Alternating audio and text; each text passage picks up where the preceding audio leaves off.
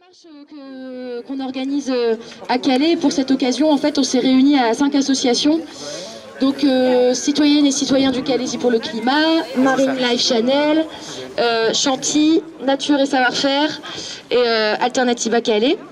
Donc en fait, le but de ce mouvement collectif, c'est initier en fait une dynamique collective et une convergence des luttes. Donc cette manifestation, c'est une manifestation citoyenne. Donc c'est un appel lancé par le réseau Alternativa dont nous faisons partie avec les 4C. Donc c'est pour interpeller les candidats à l'élection présidentielle sur les questions climatiques et sociales. Ce serait bien qu'on soit un petit peu plus nombreux, même si c'est pas parce qu'on n'est pas beaucoup qu'on n'est pas nombreux. Voilà. Je passe la parole à Romain de Marine Life Channel. Donc je vais vous donner quelques chiffres. Donc à quelques semaines de l'élection présidentielle, l'urgence climatique et sociale est absente des débats. Elle était à 2,6% dans les médias. Aujourd'hui, elle est tombée à 1,5% depuis la guerre en Ukraine. Alors que nos vies et notre avenir sont en jeu, l'inaction des dirigeants politiques, des médias, des multinationales est insupportable. Malgré la guerre en Ukraine et l'importance pour notre pays et pour l'Europe de retrouver progressivement la voie de la paix et de la démocratie, nous ne devons pas oublier le combat de l'humanité contre le réchauffement et l'urgence sociale qui en découle. Ces conflits, si loin soient-ils, ne doivent pas nous faire oublier que demain, que ce soit par rapport au réchauffement ou par rapport à la guerre, ce seront peut-être nous qui serons les réfugiés climatiques ou de guerre. Quelques chiffres nous montrent l'urgence et se doivent de nous faire réfléchir. La pollution de l'environnement cause plus de morts que le Covid et également 15 fois plus que les deux guerres réunies, c'est-à-dire 9 millions de personnes par an. Et les gouvernements regardent ailleurs. La 6e extinction de masse a commencé et les médias regardent ailleurs.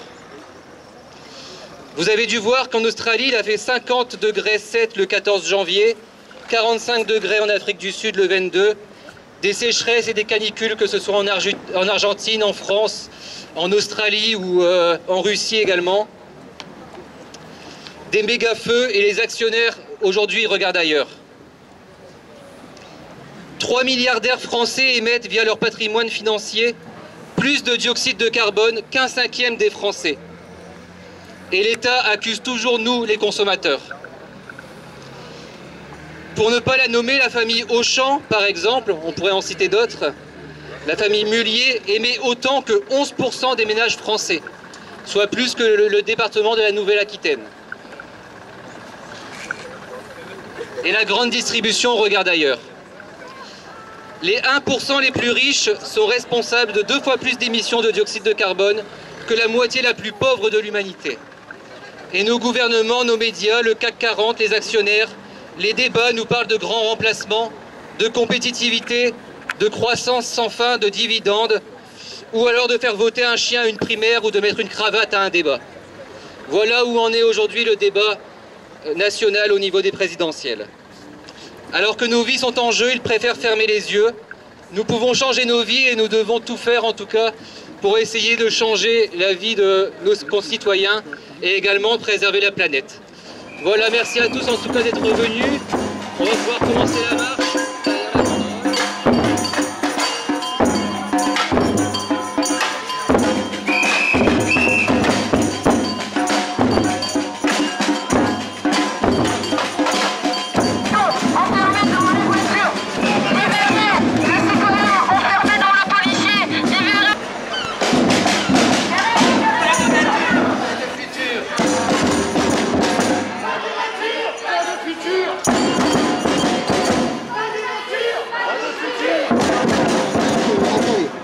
Alors à Calais, c'est quoi la lutte contre le changement climatique? Les villes françaises sont responsables de 67% des émissions de gaz à effet de serre nationales. 62% de la population est exposée de manière forte ou très forte au risque climatique. Calais devrait faire sa part. C'est la municipalité et l'agglomération qui ont la main pour s'attaquer à cette question majeure. Elles peuvent le faire au moyen du plan climat, un document d'orientation qui pourrait être un véritable outil permettant de faire résolument de Calais un territoire en transition. Concernant les effets du changement climatique sur Calais, les objectifs du plan climat de 2014 à Calais, puisqu'il y en avait un, visaient moins 20% d'émissions de gaz à effet de serre à l'horizon 2020.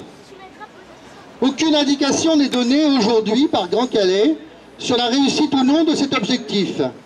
L'utilisation de la voiture a-t-elle diminué? Le trafic poids lourd a-t-il diminué? La production d'énergie durable a-t-elle suffisamment augmenté? Le plan climat en est à sa 4e année de gestation pénible. Il est toujours en suspens. La collectivité n'étant pas porteuse d'une volonté politique en ce domaine, le remplissage du plan climat air énergie territorial, ça s'appelle comme ça, PCAET, sans fil conducteur, est difficilement assuré par la collecte des quelques actions publiques, privées et associatives du territoire, certes méritoires. Il n'y a pas de concertation. Quand nous, 4C, l'association 4C, réclamons que la population soit associée à la conception de ce plan climat, on ne nous répond pas. Quand nous réclamons d'être considérés comme association environnementale référente, on ne nous répond pas. Quand nous réclamons, ce qui est la loi, que les destructions de végétation ordonnées pour des raisons honteuses soient compensées, on ne nous répond pas. Quand on souhaite être partenaire pour informer les habitants du problème de l'écoulement des eaux dans ce territoire par le moyen de balades, comme on l'a fait ce matin, on ne nous répond pas. La problématique climatique majeure qui se pose à Calais, on le sait, c'est la conjonction de la hausse du niveau de la mer, qui est en cours, avec les inondations possibles du pôle d'air sur lequel on vit, qui est déjà sous le niveau des plus hautes mers. Natacha Bouchard estime que l'on a encore un peu de temps. Pour elle, c'est pour 2100. Mais on ne connaît pas le rythme de montée de l'eau. On sait qu'il a été multiplié par 3 en 10 ans. Et il va falloir s'adapter à la submersion chronique des ports dès 2030 à 2050. Il faut prendre le tournant et se préparer dès maintenant. Et on a les moyens de le faire. Pour atténuer à terme les conséquences d'inondations sur un territoire comme le nôtre, on sait ce qu'il faut faire. Il faut le végétaliser pour qu'il soit perméable, protéger les arbres et en planter d'autres, protéger les terres agricoles, comme dans certaines collectivités où on définit ce qu'on appelle une zone agricole protégée autour des villes. Moi, je suis arrivé à Calais avec Anaïs il y a un peu plus d'1 an maintenant, avec des convictions écologiques pleines la tête. Et en fait, j'ai découvert quelque chose d'assez inacceptable. C'est la situation des personnes exilées qui sont bloquées à la frontière. Si à ce moment-là, il fallait encore me le prouver, c'était fait.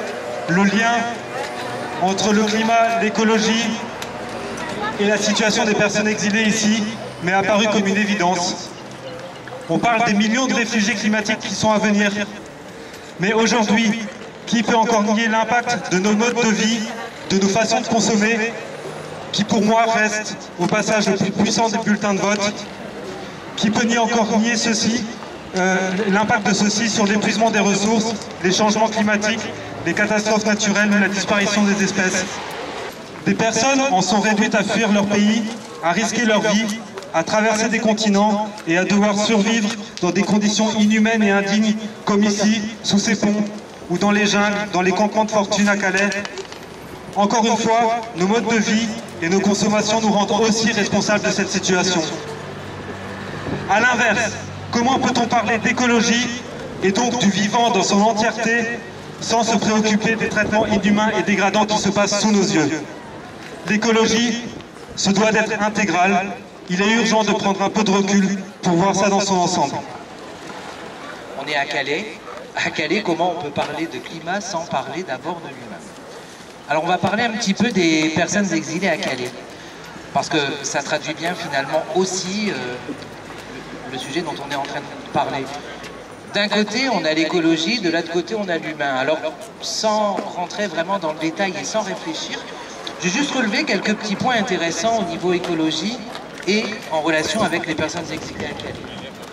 Alors, à commencer par des poubelles non ramassées, des arbres coupés pour empêcher des personnes de dormir, de se reposer ou de se cacher, donc dénaturés avec tout ce que ça entraîne sur la faune et la flore, et donc le rôle que ça joue sur l'humain.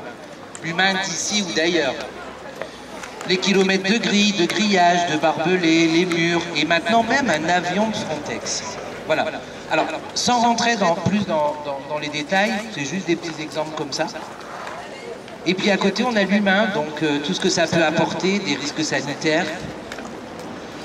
Les murs, les barbelés, ne plus avoir un endroit où dormir, ne plus avoir un endroit où se cacher aussi, les violences policières, le harcèlement d'État, et surtout les morts à la frontière.